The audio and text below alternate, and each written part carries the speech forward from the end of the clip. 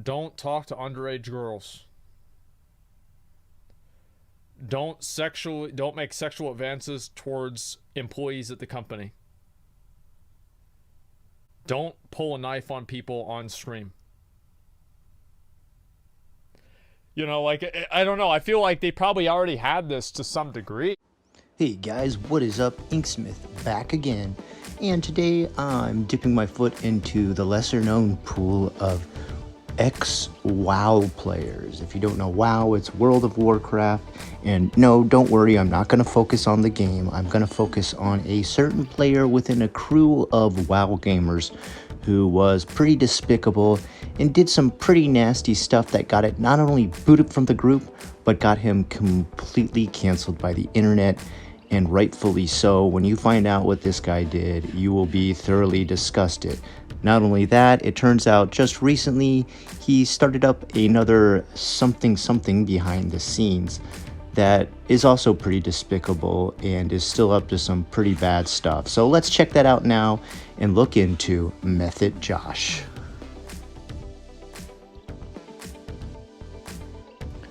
The group of Method was started back at the early parts of YouTube when it began to form groups playing esports and games that were MMOs, as well as competitive sports online.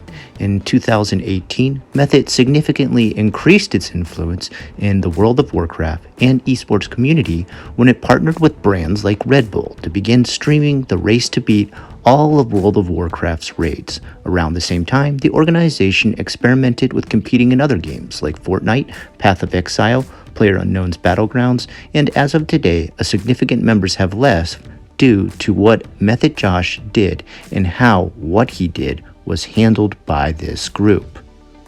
But before we get into that, let's talk about exactly who is MethodJosh. MethodJosh, or now just Josh, was a UK streamer on the popular video streaming site Twitch. He built a large following thanks to him playing tons of World of Warcraft and his affiliation to the small esports team Method. His following was just over 174,000 followers on Twitch before the controversy kicked in and took him out of the game. He was deemed as the 13th highest World of Warcraft streamer on the platform, so no small feat. You can still find MethodJosh's Twitch channel, but the page does not load any of the older content because of the ban he received back in 2019. Josh had earned himself a controversial reputation because of his interactions with women and, unfortunately, underage girls. This ban was just the icing on the cake. At the time, no one had known why MethodJosh received this email. It did not take very long for anyone to find out. This email is referring to the message from Twitch. Hello, MethodJosh. Based on a review of your activity or content, we have issued a community guideline strike to your account. As a result, your access to Twitch service is restricted. Now, this is a TOS violation that is sent out to many for many multiple different things, anywhere from accidentally showing a nude photo, showing content that is not related to or ready to be streamed on Twitch, but suspension length is usually temporary. But for MethodJosh, it was indefinite and is still going to this date. Trying to get around this restriction would result in anything suspending and lead to rejection of suspension of any appeal Josh may have ever had, and so he never even tried to come back. What were the allegations against MethodJosh? Well, from what you can assume, the ban came because of the various allegations against the popular streamer. It started when a woman named Caroline told Kotaku that she was interacting with Josh on Snapchat when she was a minor. The things he said are predatory, to say the least. He told her that girls around 15 to 16 are the perfect age for him, quote unquote. He asked to sleep with her multiple times. Around this time, a different fan claims to have had similar interactions with Josh. She met him through Discord, where he took an unusually special interest in her once he found out she was a girl.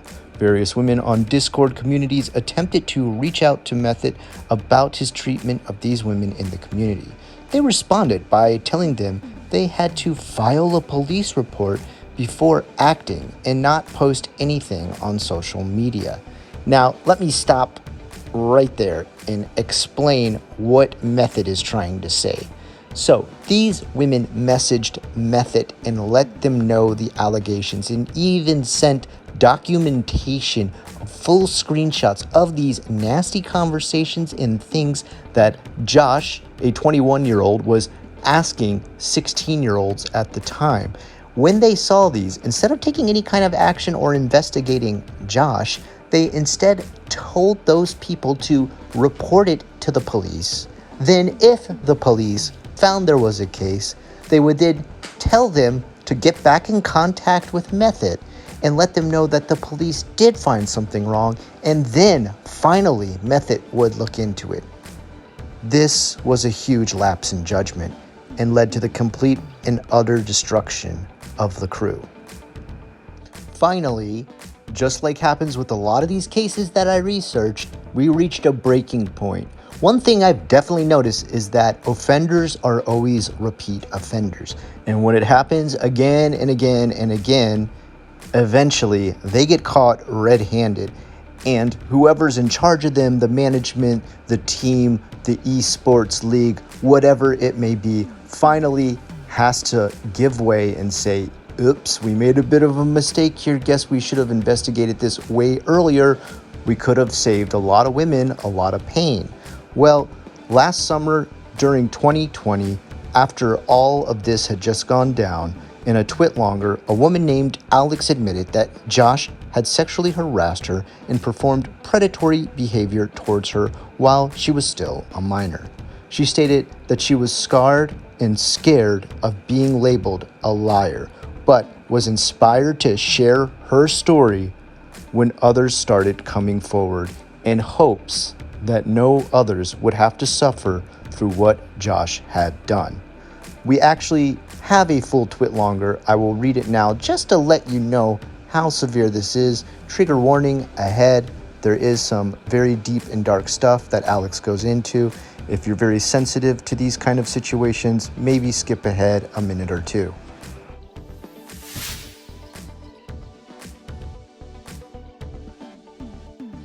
It's very difficult to share these things as you're always facing the fear of being called a liar, being asked where the evidence is, and generally not being treated with any empathy or respect.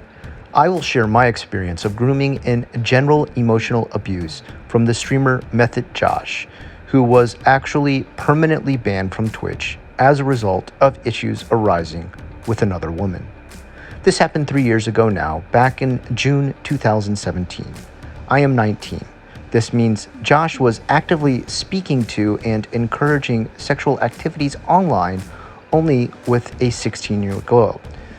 While the age of consent in the UK is 16, any revealing pictures of someone under the age of 18 is considered child porn and is strictly illegal. To begin with, I first came in contact with Josh through a public Discord for disciplined priests in WoW, after I had posted about killing a difficult boss with my very small guild. Even then, a few months before he started streaming, he was a notorious person for paying particular attention to women and often DMing a woman on Discord once he had figured out they were female.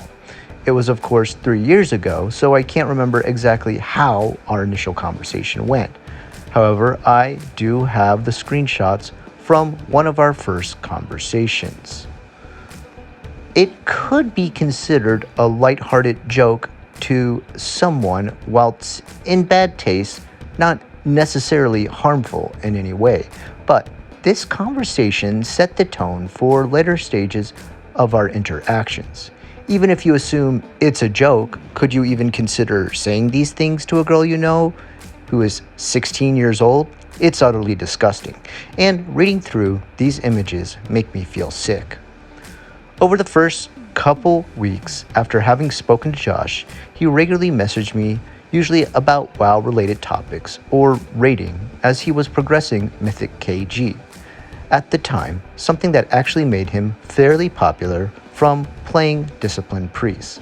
However, whilst my naive young self was actually happy at receiving some attention from someone for once after not experiencing anything like it before, I realize now that Josh effectively groomed me and abused my activity and depression for his own sexual satisfaction. This may sound extremely far-fetched, as it was only through online contact. However, I struggle to see a point of view where encouraging sexual pictures and videos from a 16-year-old girl isn't some form of abuse through lack of experience, knowledge, and self-worth. Here is one of the first snaps he sent me after I got his Snapchat a couple of weeks after having spoken to him. He started to talk more and more about topics of a sexual nature, even at one point saying something along the lines, quote unquote, "I will drive down to your house," and hinting at sexual connotations. I cannot remember exactly how these conversations went, and I don't want to create sentences he did not type. However, it is important that you understand these types of interactions did happen. When Josh started actually asking for pictures of revealing types, unfortunately, I obliged. It is extremely embarrassing to think and talk about, as I regret it immensely. But looking back now, I can understand that my 16-year-old self was depressed, and I had lacked any type of attention from crushes or interests of any sort, and was shocked and amazed at the fact that someone from Method, which I honestly felt almost like getting attention from a small celeb of sorts, took interest in me.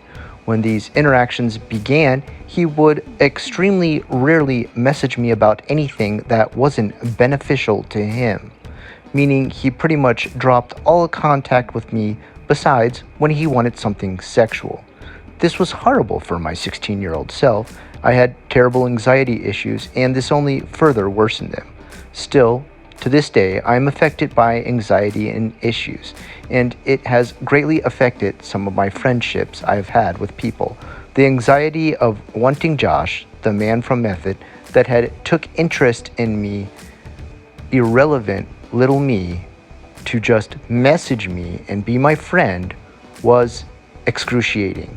He would go 2 weeks and longer of not contacting me whatsoever, even when I begged him to say something to me, as I was scared and upset that this quote-unquote celeb was suddenly stopping their interactions with me.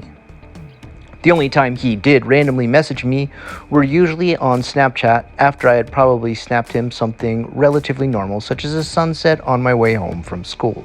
It was like he suddenly remembered I existed and immediately asked me to send revealing pictures. This carried on until early the next year. Here is just one example of when I was speaking to my friend about it, an extremely trusted friend who I won't be exposing. We spoke about this in a lighthearted manner, and I noticed Josh was typing. Possibly the worst time was when Josh wished to call me after meeting for Mythic Argus. It was late and I was falling asleep, but I stayed awake to call him.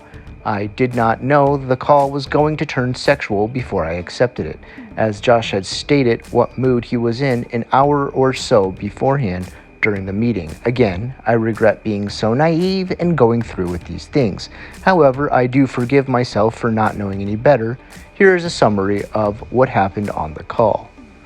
What she reveals is that he asked her to turn around while he, finished himself is the best way I can say this on YouTube without getting the whole video deleted. I have never felt so anxious and nervous in any situation as I did then, and I feel so sorry for myself for actually going through with it. As incredibly embarrassing as this is to share, I need to put it out there. The shit MethodJosh did to a 16-year-old girl. Not only did he take advantage of my depression, age, and experience, it so happens that my mother unexpectedly passed away during this time, September 2017, which hit me incredibly hard. It can be easy to assume from this that any attention or intimacy with someone could become quite raw and obsessive and upsetting for any sort of emotional conflict. He knew about my mother's passing and yet still initiated these acts, even around a week after she died, if I do recall correctly. Here are additional screenshots from around February when I was raiding with him and his old guild in an alt raid. I find it utterly disgusting and vile that Josh is still able to represent the community-loving Method brand. What kind of perception of the company are you hoping to achieve when you allow people like Josh to remain with Method, stream for Method, and play, and most likely receive money for competing in the world first race? There is no world where any company allows this, especially after there have been other women reporting harassment from Josh, and yet no punishment at all. Absolutely disgusting, and I hate the fact it might even take this post for anything to happen at all, which even now, I doubt me sharing this will make any difference. Wake up and take action that should have been taken a long time ago. Now, Method finally was looking into what exactly Josh had done, but the Twitlongers weren't about to stop. One of the worst and most convincing posts came out, not only because it had screenshots and rape allegations in them, but there was video evidence of just how distraught this person was, and that was Poopernoodle. In her post, she calls it, "I'm ready." To the victims of sexual abuse, harassment, assault that have spoken up, words can't undo what's been done to you. But for what it's worth, I'm sorry. You are so brave, so much braver than I am. Reading your account has been devastating, but at the same time, it has made me feel so much less alone. So thank you. However, I am one of the lucky ones. My abuser was finally deplatformed. No, I did not deplatform him. I do not have the power to do that alone, which gave me the space to heal somewhat that many other people have not yet had. I know what it's like to feel like you don't have control of your own body, that it doesn't belong to you. I know what it's like to feel dirty. I know the feeling of sleepless nights, the slow journey of convincing yourself that you'll be back to your old self again soon. I know what it feels like to feel like a part of you has died. I tell myself that I was fun and free and sexy before, and now I feel like a used empty shell. I also know what it feels like to try and accept what has happened to you. It's been a long time for me, and I'm still struggling to accept it. I knew what happened to me was wrong, and I went to the police a couple days later after it happened because I knew I wouldn't be able to live with myself if I ever saw it happen to another girl. I went to the police thinking I was telling them my account of sexual assault. The police officer told me that what had happened was rape. I'll never forget how harsh that word sounded when he said it. Many survivors don't realize until long afterwards the gravity of what has happened to them. Before I was assaulted, I had an online personality that was very open. I talked about the experience I had, often the good and the bad. I shared personal stories that people found shocking. I wasn't ashamed to talk about myself in that way. I was gaining traction in the Twitch world at this time. After I was assaulted, that version of me died. I took a long break from streaming and retreated from social circles on Twitch. This has taken a long time for me to accept that I will never be that person again. I idolized that version of myself. It made healing from the trauma very difficult because I was always comparing myself to the old me. I remember a few days afterwards, I was standing in the bathroom, naked, about to shower. I was looking at my body in the mirror, so ashamed and disgusted. I cut off 6 inches of my hair. I wish I could have the carefree Louise back. I mourn the days and the nights I've wasted thinking about what happened to me. I first met Josh at TwitchCon. I thought he was funny and a bit socially unaware, but in a sweet sort of way. After TwitchCon, he reached out to me a few times to get my attention. We had flirted a bit, but never exchanged anything or sexted.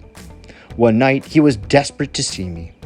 It was my last year, the day after I finished my uni exams for the year. He drove up in his car and arrived in the middle of the night. I remember thinking it was romantic. He drove me an hour out of the city to a lake where he watched the sun rise. He seemed to take joy in driving 130 miles per hour on the motorway even after I screamed for him to stop. I thought he was just being reckless and romantic again. He stayed over that night. We slept on the sofa together. We spooned. I liked that. I wanted to spoon and it was sweet. He tried to move his hands elsewhere and initiate something further that night. I simply moved them away and told him I didn't want to do anything like that, and he said that was fine and stopped. He said the weirdest thing that night that stuck with me for ages. I asked him what the weirdest thing he'd ever jerked off to was. He said he loves imagining committing mass genocide, lining up one race against a wall and just shooting all of them. It didn't seem like an appropriate time for such a joke, but I laughed at it anyway. I really thought he was just joking. Maybe he was? I don't know. He joked about a lot of things, and I never knew if he really meant them. A few weeks go by, and after this night, he doesn't talk to me much at all. He's very distant. I get the impression he's not interested in me, so I drop it. However, one night, we did go on a call. I wanted to talk to him about meeting up for a drink with a mutual friend of ours. I had not spoken to him for a while, so I was nervous to call. He seems like he's listening to me at first, then asked me to turn on the camera. I realize he has his penis out, and he's been masturbating this whole time. I want to talk to him about the meeting up for drinks, but he had a completely different agenda. He asked me to turn around. I hadn't showered in a couple days and was wearing pajamas and no makeup. He said all he needs is 30 seconds and he'll talk about whatever I want. Stupidly, I complied. I turned around, fully clothed, and waited till he finished himself off. It was so strange to me because he jumped from something quite innocent to this straight away. I started talking about what I originally called about, and he said he had to go and ended the call. I was so fucking stupid. I thought he was embarrassed and that he didn't have a good time and was ashamed. I didn't want him to feel embarrassed. I thought he was just some socially unaware gamer. I messaged him afterwards saying that I enjoyed the call and what happened in the call, but that I didn't want anything like that to happen ever again. I realized at this point that he didn't like me, he just wanted to mess with me. I thought he was just a bit of a player too, and I didn't want anything to do that. So I told him I still wanted to be friends. He replied by calling me the F-slur. Great. Anyway, a month goes by. Again, where we don't really talk much, and my exams have just finished, but my internet died for a week. He knows I've had no internet for a week and invites me over to stream with him at his place, and he'll pay my ticket and we'll do a fun stream together. He invites me to a call with him while he is streaming and asks me to see him. Multiple times in this call, I make it clear I would not be having sex with him. I asked him while he was live, I don't have to sleep with you, do I? He laughs and says, of course not. He also makes a joke saying he would never dream of trying anything on me because his biggest fear is getting me too'd. Irony. Irony. This made me feel pretty safe. I'd met him before and thought I knew what he was like. I did not know him at all. If there's anyone young and impressionable reading this, please don't ever make the same mistake I did. I thought I was tough. I thought I could handle myself. I thought that if anything happened to me, I could always just leave. But that's not what it was like at all. You just don't know what your reaction is going to be to this sort of thing until it happens to you. So, just a trigger warning at this point, it gets really bad after this, okay? He streams for a while, she's kind of feeling uncomfortable at being over at his house, and decides to go to bed early, and when she goes to lay down, this is where things get really creepy. The stream's Ed, and he says he's keen to go to bed. He hopped straight into bed with me, and to be honest, I didn't actually mind this. I thought we might spoon, and I was okay with that. I was a huge fan of spooning. He shares things with me at this point, I think, to try and push my buttons. He tells me that if I stopped eating so that I had borderline anorexic body, that I would make a much better spoon. He tells me dark things about how he's always wanted to kill a woman just to see what it's like. That he wants to see the panic and fear in her eyes fade. Again, I brushed it off as a joke. I thought he was just trying to freak me out. He tells me that the next girl coming is in about a month. another Twitch streamer. He doesn't tell me who it is. I was aware that the next month that he had an con around me, and that he had also driven 130 miles down a country alone with the same girl who was coming over in the car, and that they had crashed. It was a near miss and she could have died. So these things added up with what he had just said made me very uncomfortable. Yeah, I can probably understand that. He has wandering hands while we spoon. Asked me to go over again why I won't sleep with him. I explained to him again that I had feelings for him, and I knew he didn't like me like that, and I only want to sleep with people that I am sure are going to be kind to me. I was not getting that feeling from him at all. This goes on for ages. He talks and talks and then asks me why I won't sleep with him. The next part is going to be hard for me to write, and to be honest, I don't want to go into that much detail.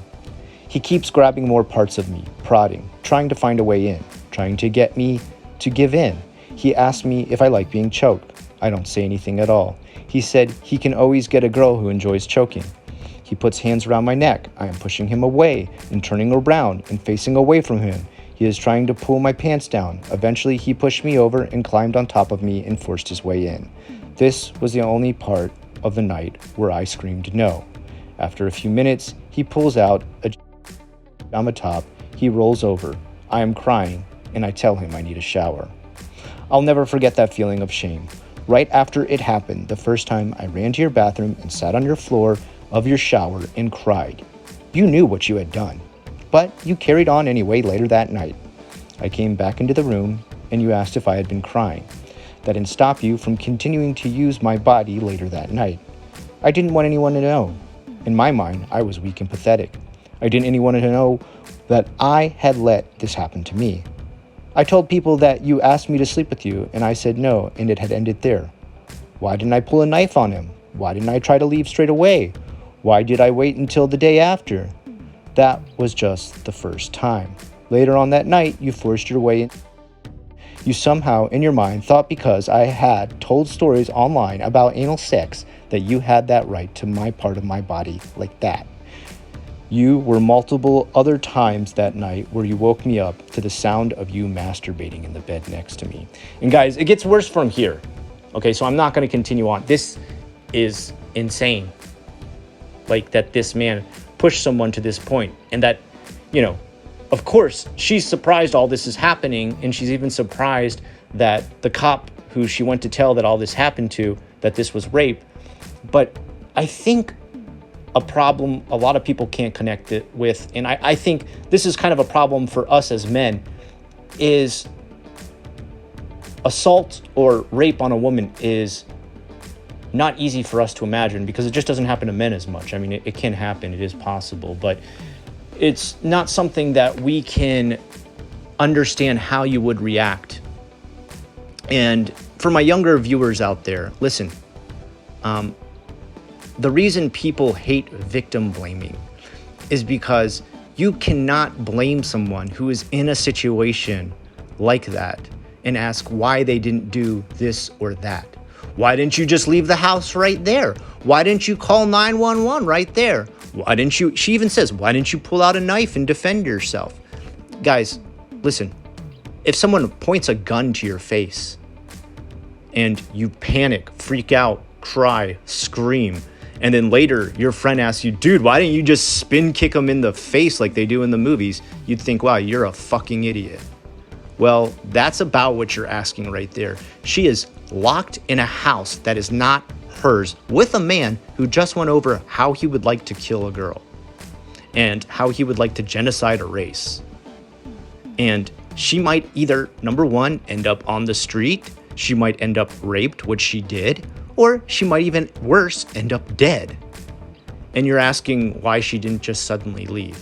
When you're in a panic moment, your brain is working on panic thoughts. You are not sitting there processing everything as calmly and as normally as you would in any other situation. I feel like a lot of people who victim blame in these situations think they can look at it from the perspective of the reader and think that the person who was in that situation had the same perspective of a reader.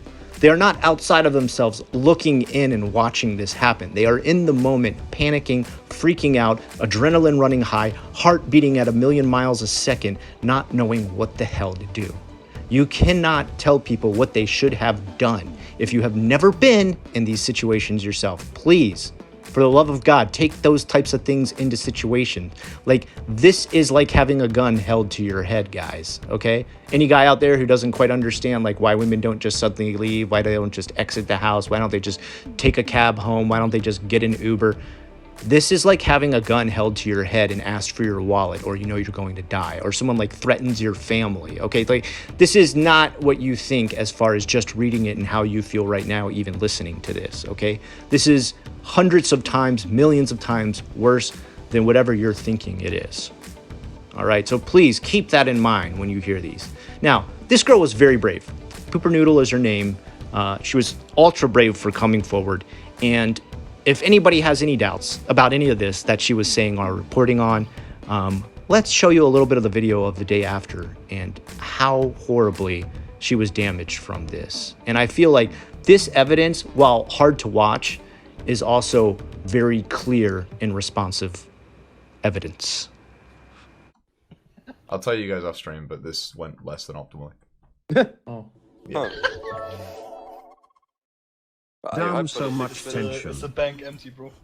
I don't know, my fucking... What's the word? Confidence? That's the word. Paid for another girl to I visit and did. still a Yes, you virgin. did. Bad Your RNG man Yes, feels you affected bad my man. confidence. I affected your confidence. Yes. 77 November Decillion 700. Unlucky. Well, you said no. That was a big blow. You brought up multiple other women all evening. Hello? Hello, good Hey, morning, Scribe. Scribe. Is this incel no Noga, do you longer a have virgin? mage? Okay.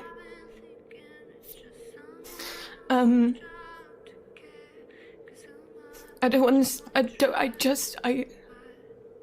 This is the last I'm going to talk about it, okay? I don't want to hear anything else about it.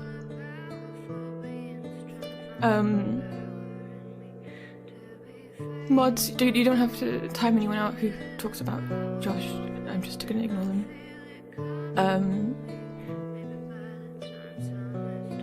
I'm not gonna talk about it anymore from now on. Okay. I don't want to see him. I don't want to see pictures of him. I don't want to see clips of him. I don't want to hear his voice. Okay? So.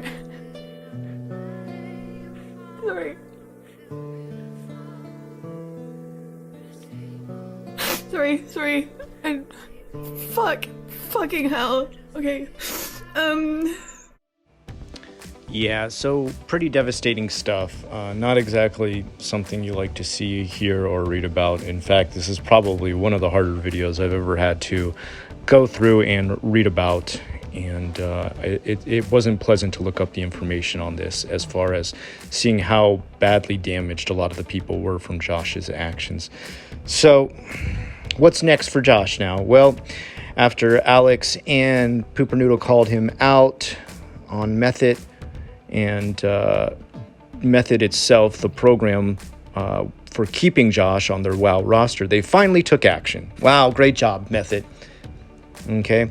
Method's general manager, Ashana Derry Roberts, replied to everyone saying that she was deeply sorry for what had happened. She stated that an action is coming, acknowledging that she knows it's too late, but action is coming. Soon after, Method confirmed that Josh was off the squad. In a statement regarding Josh, Dari said, "I can't take back the pain and betrayal that the women who have been abused felt when Method did nothing for a year. My focus now is on working with our leadership team to develop policies that are unwavering and without prejudice towards the perceived value of a player." Besides being harassed and banned, unaffiliated, and becoming famous for all the wrong reasons, what happened to MethodJosh after this? Well, for a while he disappeared, but just recently I found some updated information, which I'll read about now. When finally confronted by friends, fans, family, online, and even on stream, Josh's excuse for everything he had done was that it was all fake and that he had been putting on an act, and that even the girls that came forward talking badly about him were part of the act. He said the reason he had called himself MethodJosh was that he was a method actor and that none of this was real. And I swear to God, I'm not making any of this up. This is actually his real excuse for why he did what he did, and that how it's explained all away is that it was all an act, which is insane. I mean, there's literally police reports out there. There's literally evidence on Discord, and there's literally evidence on video. None of this was an act. This was being called out by the internet and fully found out in full 4K HD color. All right, you're caught red-handed. And any of these ideas of being like, I was just pretending to be an incel, I was pretending to be autistic, and yes, these are actually things that Josh used as an excuse, that he was playing up a character and had even asked these girls to send him these messages to make him look worse, which it's just crazy. Like, no one would play a long game like this for what? To become infamous? To lose your squad membership? Like, that doesn't, there's no benefit to that. It, you know, there's playing the villain in a movie, which can sometimes get you hated by fans off screen, but then you still get other acting jobs after you finish the movie. If you be a villain in real life, there's no bonus. You're just a villain and a piece of shit, okay? And that's all Josh really turned out to be. But recently he was in the news, and that's because of NFTs. Yes, our good old boy MethodJosh is back pushing the NFTs. Great, right? In fact, I'm just going to read the article because, to be perfectly frank, I can't go any deeper on this guy. I don't want to look into anything worse. I just hope he's never, ever allowed to come back to the internet. MethodJosh, a former Twitch streamer who was banned from the platform after facing allegations of rape, sexual harassment, and grooming minors, has been found working under a pseudonym recently developed for an NFT startup. The streamer, whose real name is Josh Thompson, was a developer and a potential co-founder of Gem.xyz and was recently working in this new field. Now aware of the allegations which were made back in 2020, Gem has made the decision to terminate Thompson immediately. The company claims it had no knowledge of the allegations beforehand and says that Thompson worked for them under the name Nesso. This is despite Gem having documents listing his full legal name, including documents granted Thompson a significant amount of stock in the NFT venture. So great, go from one scummy thing to another. First you're harassing girls, taking advantage of them, and then raping them, and then you move on to NFTs. Could you be any more of a supervillain in real life, Josh? Never come back to the internet. This company says they never heard of him. I almost kind of believe it because, quite frankly, I had never heard this whole story of MethodJosh. And the deeper I got into it, the more disgusted I was. And I hate when I see these kind of stories are pushed down too far under the algorithm and not a lot of people have watched it.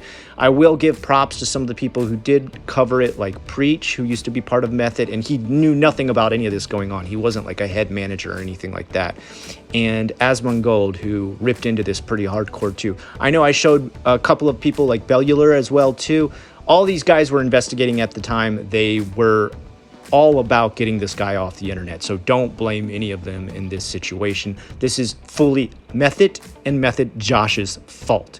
MethodJosh for being the primary person who made the victims and tortured them, abused them, and made their life miserable. And Method for completely and utterly dropping the ball and doing nothing to protect these women. They should be ashamed of themselves, and I'm really surprised the organization still exists. Anyway, guys, a bit of a rough one today. This was hard to delve into because it just got really sickening to read, and I really just felt bad for the victims. That's all I can say. I wish there was more I could do. Maybe at some point, if the channel ever blows up, I'll donate everything to some sort of fund to help stuff like this. This is horrible. I will say one thing I have started up now recently is number one, editing the videos, a bunch more, adding music, all kinds of stuff like that. Thank you for your response on that. Another thing is I now stream with my friend Jay. His name is Spooky J. That's Spooky spelled SPOOKEY_JAY. And you can catch him at his Twitch channel of the same name. We both stream. I have one called The Inksmith at Twitch. You can see me usually stream either drawing or games there. But on Spooky J's channel, we discuss what we call dark discussions, and those chronicle any new conspiracy or occult or underground urban legend, kind of creepy things. Don't worry, we don't get into like weird political stuff or anything like that. We're mostly all about the creepy, weird stuff you can read about on the internet. Both of us live in Japan, so we kind of have a lock onto a lot of the weird urban legends that come out of this country. We love them, we read them, we research them. Sometimes we go to the places and actually visit these different urban legends and areas and what they're called Shinrei points. So come check us out there if that's something you would be interested in. We love your feedback on it. We are still figuring out the whole Twitch situation. Like, we just downloaded OBS and are still learning. So please forgive our sound quality. It is still dog shit. We need to figure out our levels. Yes, we did get mics. Yes, we did get all full setups with 2 monitors and stuff, but we still don't know what the hell we are doing because we are boomers and a half. I'll tell you what. Anyway, guys, thank you so much for joining me today. Until next time, I have been the Inksmith, and I will talk to you again real soon.